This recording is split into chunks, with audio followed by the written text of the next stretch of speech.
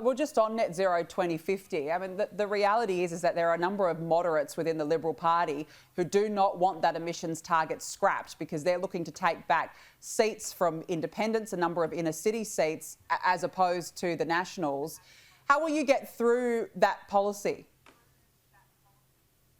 Well, look, we'll just have, we're going to undergo our own review as well. So, look, we will take in new data. We're going to commission people to look at this and have independent look at it, review the economic ramifications of it, especially in the regions. And look, it'll be a discussion and it'll be an ongoing discussion until we land somewhere. These subjects aren't easy. There's obviously always a divergence of opinion, but that's what politics is about. So we've got to land somewhere that keeps our members of our party happy, then the communities we represent. But it's a big issue. I'm really looking forward to the review process that we do and the new data and information that we get in to land somewhere.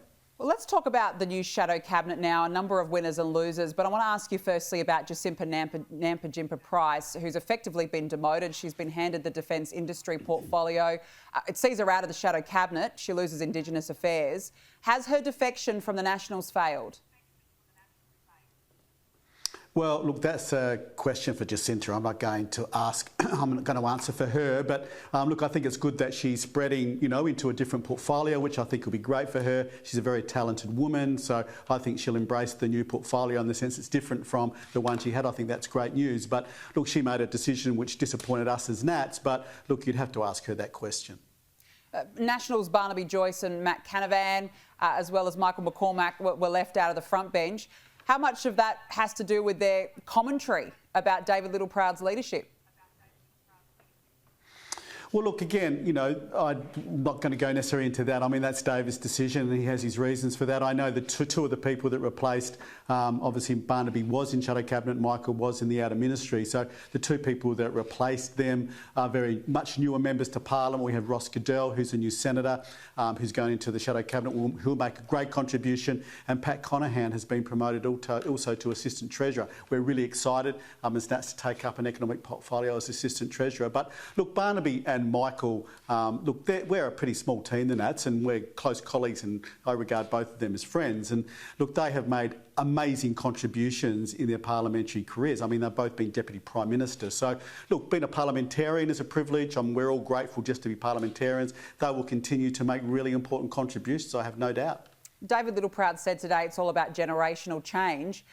Barnaby Joyce has pointed out that he's actually younger than you, for example. That's his words, that they're not my words.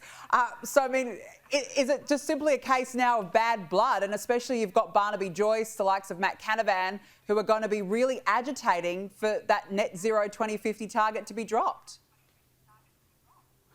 Well, look, again, David has his reasons and he has said why he did this. And as I said, the two people that are replacing Michael and Barnaby are quite, a lot newer entrants to Parliament. And so that was the reason that David said. So, look, they're going to be exciting people into their new positions. Look, Matt, is going to get his teeth into Net Zero 2050 and the review process that we do into that. And I'm looking forward to that. And he'll make an amazing contribution to that process. So, again, just the fact you're a parliamentarian means there's a lot to do, a lot of committee work you can do as well, and having contribution to the parliamentary process and policy formulation process. Just before we let you go, what's the pathway now? Is it time to just get back to business?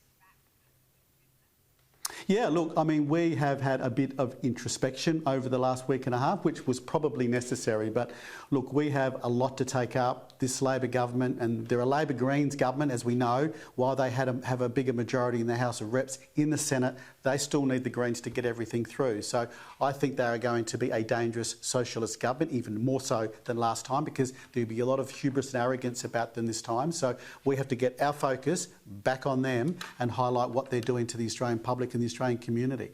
Yeah, absolutely. Kevin Hogan, thank you very much for joining me on the show this evening. Really appreciate it.